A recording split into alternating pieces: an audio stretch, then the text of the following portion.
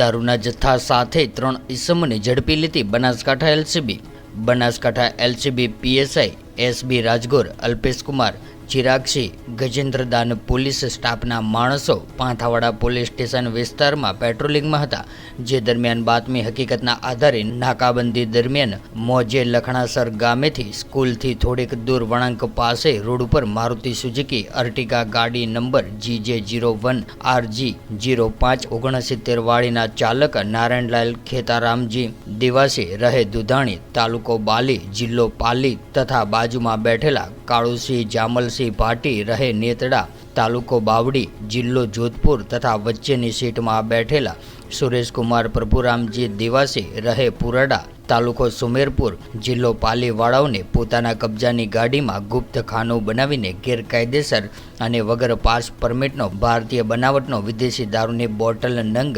62 કિંમત રૂપિયા 1,02,200 તથા મોબાઈલ 3 કિંમત રૂપિયા 50,000 તથા અર્ટિગા ગાડી કિંમત રૂપિયા 3 લાખ મળીને કુલ કિંમત રૂપિયા 4,52,200ના મુદ્દામાલ સાથે ત્રણેય આરોપીઓને ઝડપી પાડીને કાયદેસરની કાર્યવાહી હાથ ધરી।